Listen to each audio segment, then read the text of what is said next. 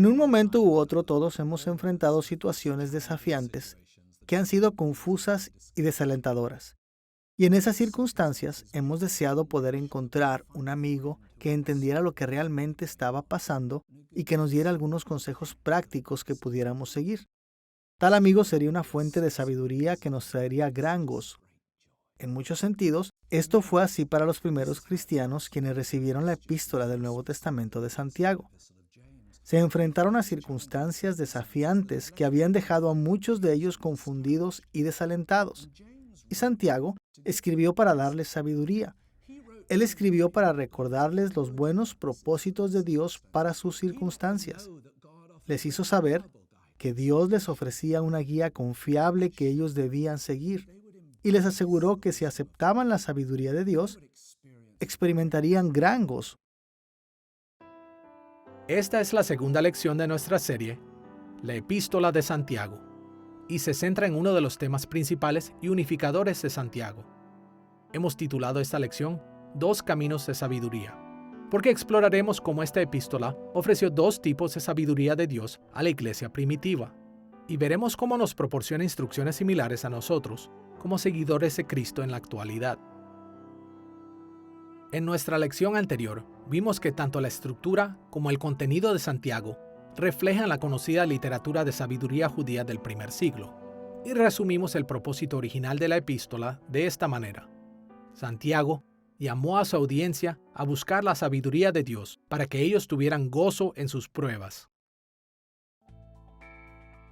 En realidad, Santiago usó los términos sabiduría, sofía en griego, y sabio, sofos en griego, en solo dos secciones de su carta.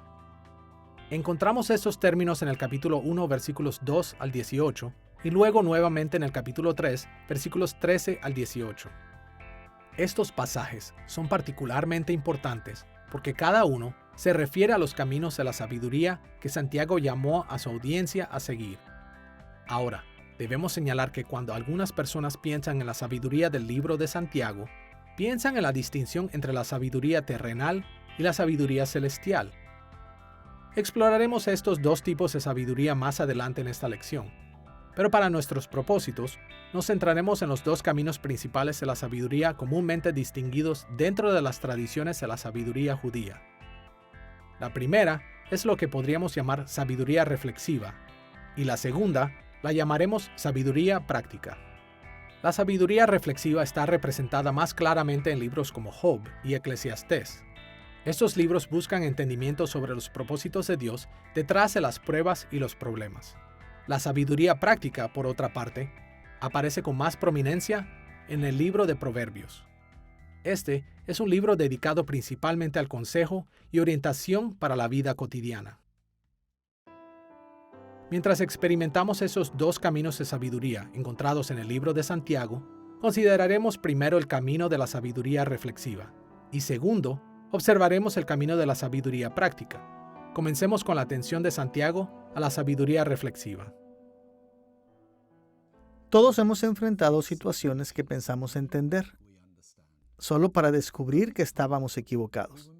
Y a menudo tenemos que ver más allá de las apariencias y tomar una segunda o más cuidadosa mirada para ver lo que realmente está pasando. En muchos sentidos, así es como Santiago comenzó el cuerpo principal de este libro. Él llamó a su audiencia a ver más allá de las apariencias de las circunstancias desalentadoras y a obtener más percepción sobre lo que realmente estaba sucediendo en sus vidas. Exploraremos ahora cómo Santiago trató con este tipo de sabiduría reflexiva de tres maneras. Primero, señalaremos la necesidad de su audiencia. Segundo, veremos la guía que Santiago les ofreció. Y tercero, señalaremos la conexión entre la sabiduría reflexiva y la fe. Veamos primero la necesidad de sabiduría reflexiva en la audiencia de Santiago. En nuestra primera lección, aprendimos que la audiencia original de esta epístola consistía principalmente de los primeros cristianos judíos, quienes probablemente fueron forzados a salir de Jerusalén por las olas de persecución después del martirio de Esteban. Y es clara la razón por la que Santiago escribió que muchos necesitaban ayuda con el desánimo y confusión cuando se enfrentaban a pruebas serias en las tierras en las que fueron esparcidos. En Santiago capítulo 1, versículo 2, podemos ver que Santiago está preocupado por estas necesidades. Inmediatamente después del versículo de apertura de esta carta, él escribió: «Tened por sumo gozo cuando os halléis en diversas pruebas». Para entender la necesidad de la audiencia de Santiago, será de ayuda observar las dos dimensiones de este pasaje. Primero, examinaremos el desafío de las pruebas. Y segundo, exploraremos los muchos tipos de pruebas que la audiencia de Santiago enfrentó. Comencemos con el desafío de las pruebas. En Santiago capítulo 1, versículo 2, el término traducido pruebas es el sustantivo griego peirasmos. Este término puede ser traducido como prueba, tentación o reto. De manera similar, su forma verbal, peirazo, puede ser traducida como probar, tentar o retar. Entender el alcance de estas posibles traducciones nos ayuda a comprender las circunstancias que enfrentaba la audiencia original de esta epístola. En efecto, ellos enfrentaron pruebas difíciles y estas pruebas trajeron tentaciones que los probaron a ellos. Desafortunadamente, los cristianos modernos con frecuencia minimizamos el significado de lo que Santiago tenía en mente porque tratamos a las pruebas, tentaciones y retos como ideas totalmente distintas. Pero las Escrituras, especialmente la literatura de sabiduría como el libro de Job, presenta estos conceptos como facetas de cada circunstancia desafiante que el pueblo de Dios enfrenta. Las circunstancias desafiantes son pruebas porque son difíciles y requieren resistencia. Pero tales circunstancias no son moralmente neutrales. Son tentaciones para reaccionar de maneras equivocadas o pecaminosas. Y las circunstancias desafiantes son también retos de Dios. Son medios por los cuales Dios nos reta y examina la condición de nuestros corazones. Manteniendo en mente la necesidad resultante del desafío de las pruebas, debemos también señalar que en capítulo 1, versículo 2, Santiago mencionó muchos tipos de pruebas. Cuando Santiago habló de muchos tipos de pruebas, él señaló a un número de dificultades que involucraron confusión y controversia entre los creyentes pobres y los creyentes ricos en la iglesia primitiva. Por un lado, Santiago escribió mucho acerca de los retos que enfrentaban los creyentes pobres. De acuerdo a Hechos capítulo 2 al 6, había muchos que eran pobres en la iglesia primitiva en Jerusalén. Y debido a que Santiago escribió a creyentes que habían sido dispersos desde Jerusalén por medio de la persecución, el número de pobres había incrementado. En el capítulo 1, versículo 9, y en el capítulo 4, versículo 6, Santiago llamó a estos cristianos los humildes, o tapeinos. En griego este término significa de bajo estrato social. En el capítulo 2, versículos 2, 3, 5 y 6, también los llamó los pobres, o tokos en griego. Este término significa económicamente privado. Y en el capítulo 1, versículo 27, él se refirió a los huérfanos y a las viudas.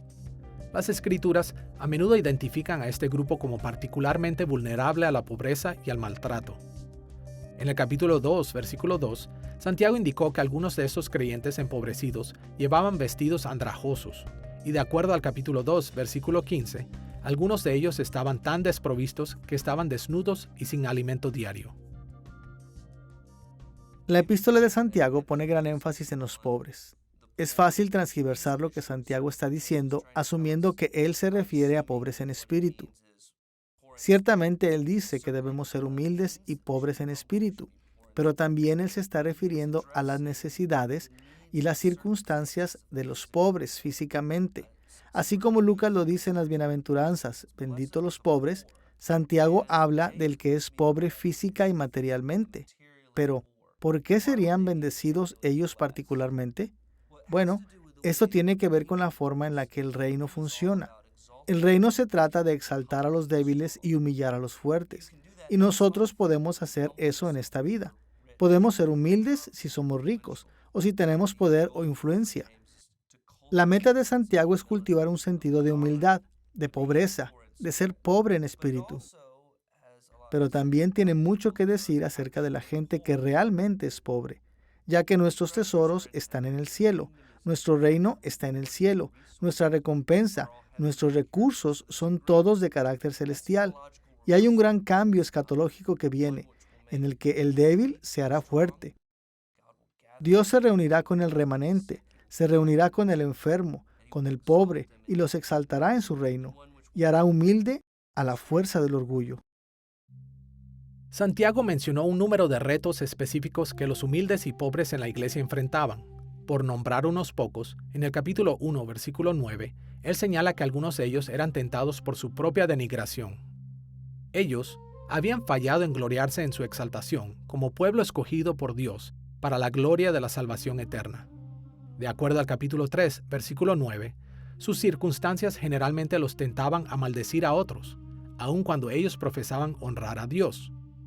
En el capítulo 3, versículo 14, Santiago advirtió que algunos eran tentados a tener celos amargos hacia otros y a ser consumidos con rivalidades. Como resultado, el capítulo 4, versículo 1, se refiere a la tentación de estar envueltos en guerras y conflictos dentro de la iglesia. Y en el capítulo 5, versículo 7, Santiago reta a los pobres a evitar la impaciencia, llamándolos a esperar pacientemente la venida del Señor. Por otro lado, los creyentes ricos también enfrentaron pruebas. De acuerdo a Hechos capítulos 2 al 6, había algunas personas en la iglesia primitiva en Jerusalén que tenían suficiente riqueza para cuidar a sus pobres hermanos y hermanas en Cristo.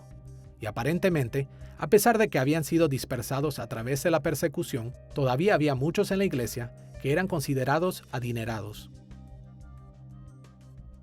Santiago describió a estos creyentes ricos de diferentes maneras. En el capítulo 1, versículo 10, capítulo 2, versículo 6 y capítulo 5, versículo 1, Santiago se refiere a ellos simplemente como los ricos, o plusíos en griego. Este era un término común para la clase social alta. De acuerdo al capítulo 2, versículo 6, su estatus social era lo suficientemente alto que ellos regularmente llevaban a otros a los tribunales. El capítulo 4, versículo 13 nos dice que ellos viajaban para hacer negocios y ganar dinero. El capítulo 5, versículos 2 y 3, indican que ellos se enorgullecían de sus ropas y su oro y plata. Y en el capítulo 5, versículo 5, podemos escribir algunos de ellos como que viven en deleites y que han sido disolutos, es decir, en lujos y autoindulgencia.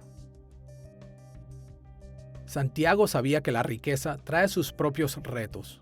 De acuerdo al capítulo 1, versículo 10, los ricos eran tentados a estar orgullosos de sí mismos, olvidando la humildad que habían tenido como pecadores arrepentidos.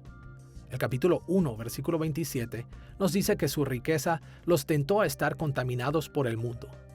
El capítulo 2, versículo 7, indica que ellos fueron tentados a blasfemar al dar falso testimonio en la corte. En el capítulo 2, versículo 16, Santiago dijo que ellos estaban inclinados a no hacer nada por los pobres. De acuerdo al capítulo 3, versículo 9, junto con los pobres, ellos maldecían a otros mientras pretendían honrar a Dios. En el capítulo 3, versículo 14, aprendemos que ellos abrigaban sus propias clases de celos amargos y rivalidades en el corazón. También se involucraron en guerras y pleitos, de acuerdo al capítulo 4, versículo 1.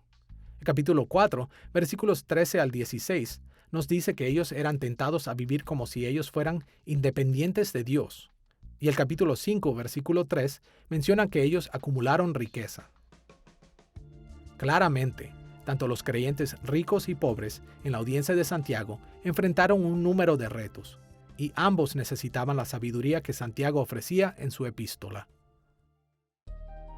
Ahora que hemos visto cómo la atención de Santiago hacia la sabiduría reflexiva surgió de la necesidad creada por los retos que su audiencia enfrentó, debemos voltear a un segundo tema: cómo Santiago ofreció una guía para esos retos.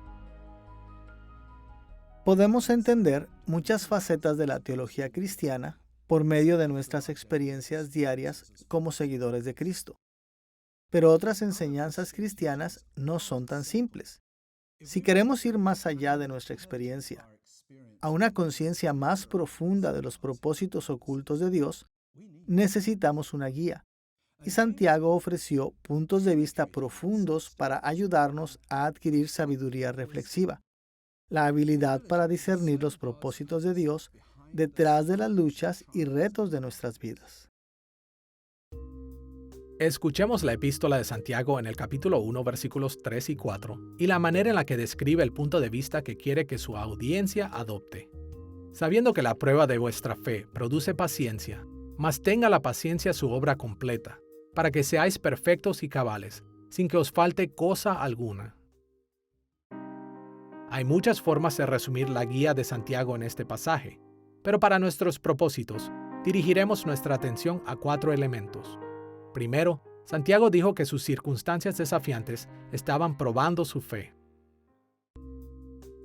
Cuando Santiago describió los retos que su audiencia enfrentaba como la prueba de vuestra fe, él usó el término griego dokimion. Este término significa probar, en el sentido de determinar o comprobar la autenticidad de algo. En este caso, Santiago tenía en mente comprobar la autenticidad de su fe. En efecto, Santiago explicó que el propósito de Dios para las muchas pruebas que su audiencia enfrentaba era para determinar la verdadera condición de sus corazones. Sus retos determinaban si su fe era genuina o no. Esta perspectiva sobre el propósito de Dios para las pruebas no era algo nuevo para Santiago. Aparece numerosas veces tanto en el Antiguo como en el Nuevo Testamento. Por ejemplo, en Deuteronomio capítulo 8, versículo 2, Moisés dijo esto al pueblo de Israel: «Y te acordarás de todo el camino por donde te ha traído Jehová tu Dios estos 40 años en el desierto, para afligirte, para probarte, para saber lo que había en tu corazón». Es claro por el resto de las Escrituras que Dios conoce todas las cosas, incluyendo los corazones de todas las personas.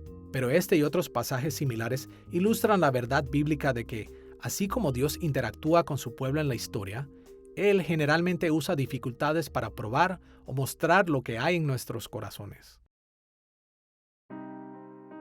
Cuando Santiago ofreció esta guía, él no solo estableció que los retos de sus lectores estaban probando su fe, él también indicó que sus pruebas estaban designadas a producir paciencia. Santiago escribió que las pruebas producen paciencia, usando el término griego upomoné.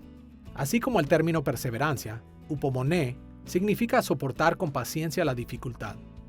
Así que Santiago explicó que sus pruebas demostraban la sinceridad de la fe, permitiendo que el pueblo de Dios perdurara y continuara en una devoción fiel a Cristo. En términos generales, la enseñanza del Nuevo Testamento sobre la paciencia cristiana tiene 2 sentidos. Por un lado, la paciencia es un don de la gracia de Dios. Pasajes como Romanos capítulo 6, versículos 1 al 14, enseñan que los seguidores de Cristo estamos capacitados para soportar o perseverar en nuestra fe, debido a que el Espíritu Santo, quien resucitó a Jesús a vida nueva, nos ha autorizado a caminar en una nueva vida y en fiel obediencia. Así que, aunque la paciencia requiere esfuerzo humano, necesitamos recordar que solo perseveraremos por la gracia continua de Dios que trabaja dentro de nosotros. Pero por otro lado, el Nuevo Testamento también deja claro que la perseverancia es un requerimiento necesario para la salvación eterna.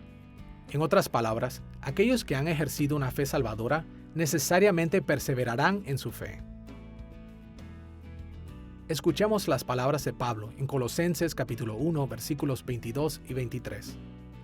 Pero ahora Dios, a fin de presentarlos santos, intachables e irreprochables delante de Él, los ha reconciliado en el cuerpo mortal de Cristo, mediante su muerte, con tal de que se mantengan firmes en la fe, bien cimentados y estables, sin abandonar la esperanza que ofrece el Evangelio.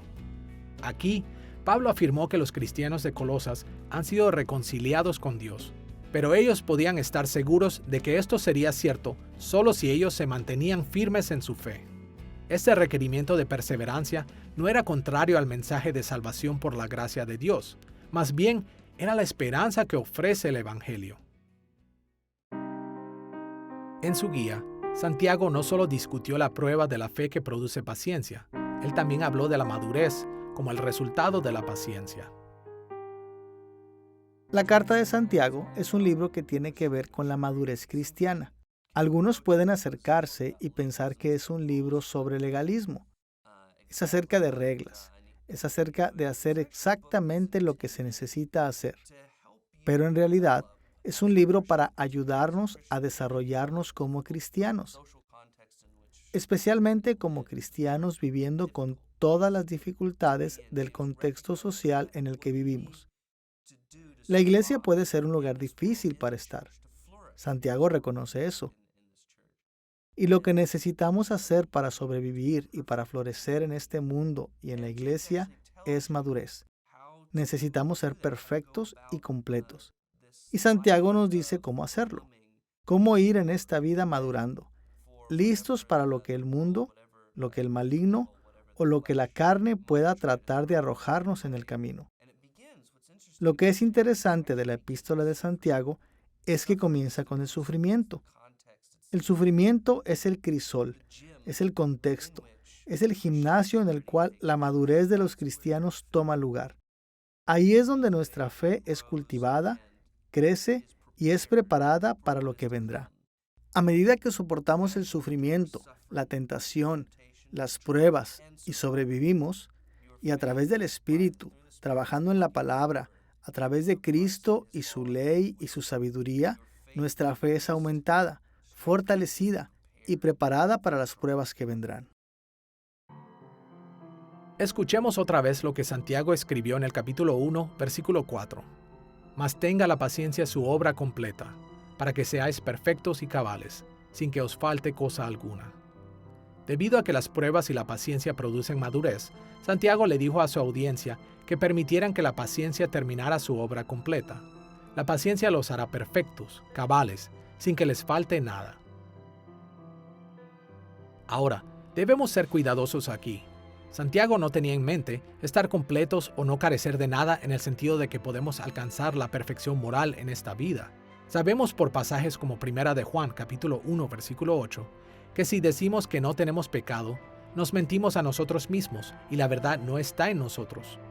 Pero Santiago tenía en mente que teníamos que continuar creciendo en obediencia a Dios.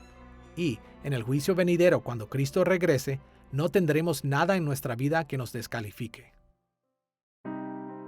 Después de ofrecer guía con respecto a las pruebas, paciencia y madurez, Santiago indicó que, al final de este proceso, habría una gran recompensa. Él mencionó esta recompensa en el capítulo 1, versículo 12, cuando dijo: Bienaventurado el varón que soporta la tentación, porque cuando haya resistido la prueba, recibirá la corona de vida que Dios ha prometido a los que le aman. Como Santiago explicó aquí, todo aquel que soporta la tentación ha resistido la prueba y recibirá la corona de la vida eterna en el reino glorioso que Dios ha prometido a los que le aman. Al reunir todas estas perspectivas, Santiago ofreció a su audiencia profunda sabiduría reflexiva. Él les dio orientación para entender las pruebas que enfrentaron. En realidad, cada prueba era un regalo de Dios, diseñado para su bien eterno. Una de las cosas que la epístola de Santiago habla desde el comienzo y a través de toda su carta es la importancia de soportar el sufrimiento y de cómo esto nos dirige a la madurez cristiana. En el comienzo del capítulo 1, él dice: «Tened por sumo gozo cuando os halléis en diversas pruebas». Y después describe el por qué. La prueba de vuestra fe produce paciencia. Luego él dice: «Mas tenga la paciencia su obra completa para que seáis perfectos y cabales, sin que os falte cosa alguna». Así que podemos pensar que el sufrimiento es una señal de que Dios no está con nosotros. Pero Santiago mira el sufrimiento como una señal de que Dios va a trabajar, no solo a pesar de nuestro sufrimiento, sino a través de nuestro sufrimiento, para hacernos como Él quiere que seamos. Y ahí es donde realmente crecemos en madurez. Él continúa diciendo en el versículo 12 del capítulo 1, «Bienaventurado el varón que soporta la tentación, porque cuando haya resistido la prueba recibirá la corona de vida que Dios ha prometido a los que le aman». Y así, Él nos da un paradigma diferente acerca del sufrimiento. No es algo que se deba evitar. No es que se busque. Pero en nuestra cultura pensamos que el éxito es evitar el sufrimiento. Pero aquí, él describe esto como una oportunidad para crecer. Es el crisol en el que se trabaja para la madurez cristiana. El enfoque de Santiago en la sabiduría reflexiva apuntó a la necesidad de su audiencia en sus circunstancias difíciles. También les ofreció una guía, pero ahora veamos cómo el camino de la sabiduría reflexiva requiere fe. Si lo pensamos bien, la perspectiva que Santiago dio a su audiencia en sus pruebas eran enseñanzas cristianas comunes.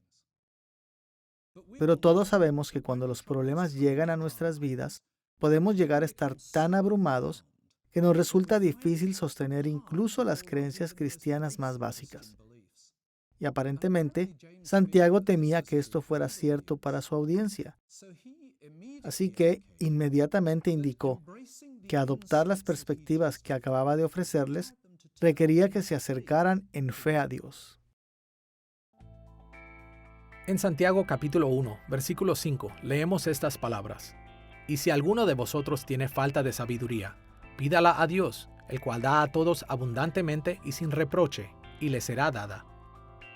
Santiago sabía que si queremos sabiduría para entender los propósitos, muchas veces escondidos de Dios en las pruebas, debemos pedir a Dios por ella. Pero siguiendo esto en el capítulo 1, versículos 6 al 8, Santiago también conectó la oración por sabiduría con la fe, cuando dijo, pero pida con fe, no dudando nada, porque el que duda, no piense pues, quien tal haga, que recibirá cosa alguna del Señor. El hombre de doble ánimo es inconstante en todos sus caminos. Como vemos aquí, Santiago urge que las oraciones por sabiduría deben ser con fe. De otro modo, seremos personas de doble ánimo. Desafortunadamente, muchos cristianos bien intencionados han entendido mal las instrucciones de Santiago de pedir con fe y son de doble ánimo. Ellos piensan que Santiago se refirió a tener confianza en las oraciones particulares que hacemos. Con demasiada frecuencia, los seguidores de Cristo creen que si simplemente tenemos suficiente fe, Dios responderá a nuestras oraciones de la manera que deseamos. Pero esto no es lo que Santiago tenía en mente. Para Santiago, pedir con fe significa ser fieles a Dios. Sabemos esto porque Santiago describe lo opuesto de pedir en fe como ser de doble ánimo. Y para Santiago, ser de doble ánimo era estar en seria rebelión contra Dios. Escuchamos el capítulo 4, versículos 8 y 9, y la forma en la que Santiago habló del doble ánimo. Pecadores, limpiad las manos, y vosotros los de doble ánimo, purificad vuestros corazones. Afligíos y lamentad, y llorad. Vuestra risa se convierta en lloro, y vuestro gozo en tristeza. Notemos aquí que la gente de doble ánimo no son solo aquellos que no tienen confianza cuando oran, son pecadores quienes deben purificar sus corazones. Su infidelidad es tan seria que su lamento y lloro son apropiados para ellos. Por lo tanto, en el contexto de su carta, Santiago no tenía en mente a alguien que simplemente no tiene confianza en que Dios responderá a una oración. Tenía en mente una negación fundamental de la bondad de Dios. Aparentemente, algunos en la audiencia de Santiago culparon a Dios por sus fracasos. Razonaban que si Dios había enviado las pruebas, entonces Dios debía ser malo porque los estaba tentando a pecar.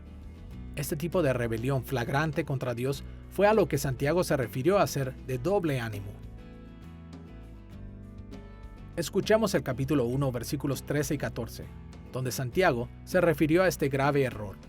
Cuando alguno es tentado, no diga que es tentado de parte de Dios, porque Dios no puede ser tentado por el mal, ni Él tienta a nadie, sino que cada uno es tentado, cuando de su propia concupiscencia es atraído y seducido. Es importante señalar que el término griego tentado, traducido aquí, es el verbo peirazo. Esta terminología fue traducida como pruebas en el capítulo 1, versículo 2. Santiago insistió que Dios no tienta a nadie. Esta traducción correctamente refleja el uso intensivo del pronombre griego autos, o él mismo. No es simplemente decir que Dios tienta o prueba a nadie. Literalmente está diciendo el mismo Dios no tienta a nadie. Como aprendemos en los primeros capítulos del libro de Job, Dios está en control de todas nuestras pruebas, retos y tentaciones. Pero en el drama de la corte celestial, queda claro que el propósito de Dios para la prueba de Job fue para el bien de Job, no para su daño. Satanás, no Dios, usó la prueba de Job para tentarlo al pecado. Así que, orar por sabiduría en fe y no ser de doble ánimo es afirmar una de las enseñanzas más básicas de toda la Biblia: la bondad de Dios. No debemos dudar de la bondad de Dios cuando buscamos sabiduría de Él en circunstancias difíciles. De lo contrario, no tenemos razón para creer que Dios nos dará sabiduría. Como Santiago escribió en el capítulo 1, versículo 17, toda buena dádiva y todo don perfecto desciende de lo alto, del Padre de las luces, en el cual no hay mudanza ni sombra de variación. Dios es el Padre de las luces. Él solo da buenos y perfectos dones. Así que su propósito para nuestras pruebas es siempre bueno y perfecto. Eso debe ser nuestro firme compromiso de fe cuando seguimos el camino de la sabiduría reflexiva.